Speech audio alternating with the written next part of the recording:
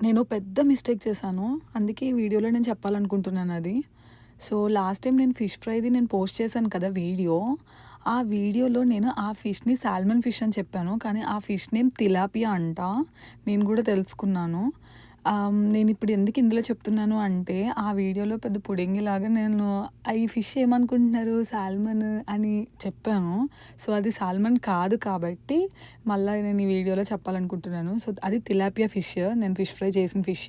ఇది salmon fish ఇప్పుడు నేను చేసే వీడియో. సో, తిలాపియా ఫిష్ అలా ఉంటుందంట. సాల్మన్ ఫిష్ ఇట్లా కొంచెం రెడ్డిష్‌గా ఉంటుంది. సో, నేను నా సెల్ఫ్ నేను కరెక్ట్ చేసుకోవాలని అనుకుంటున్నాను. నేనిప్పుడు ఫిష్ ఫ్రై, ఫిష్ పులుసు ఎక్కువ చేస్తుంటాను. సో, ఈసారి ఫిష్ గ్రేవీ చేద్దాం అనుకున్నాను కర్రీలాగా. సో, స్టార్ట్ చేశాను. కానీ నాకు ఫిష్ పులుసు అంటే చాలా ఇష్టం. ఫ్రై అండ్ పులుసు. సో దట్ నాకు ఇది అంత ఓకే అనిపిచ్చింది. ఫర్ ఏ డిఫరెంట్ చేంజ్ నేను ఏదో ట్రై చేశాను. మీరు కూడా ట్రై చేసి చూడండి.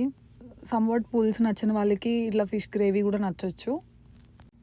సో, మీరు ఫిష్ ఫ్రై అయినా, పులుసైనా కర్రీ అయినా అఫ్‌కోర్స్ ఫిష్ ఫ్రై అయితే ఎట్లనో మ్యారినేట్ చేస్తాము. సో, పులుసు అండ్ కర్రీ చేసుకున్నప్పుడు కూడా ఇట్లా మ్యారినేట్ చేసుకుంటే ఫిష్ ముక్కలకి స్పైసెస్ అన్నీ బాగా పడతాయి. అండ్ మనం తినేటప్పుడు టేస్ట్ చాలా అనిపిస్తుంది. సో, డెఫినెట్‌గా ఇట్లా ఏం చేసుకున్నా ఫిష్‌తో ఇట్లా మ్యారినేట్ చేసుకొని ఒక 5 మినిట్స్ పక్కన పెట్టుకోండి. సో దట్ ఫిష్ పీస్ తింటున్నప్పుడు కూడా చాలా టేస్టీగా అనిపిస్తుంది మీకు. సో, వీడియో నచ్చితే లైక్ చేయండి అండ్ మన ఛానల్‌ని సబ్స్క్రైబ్ చేసుకోండి.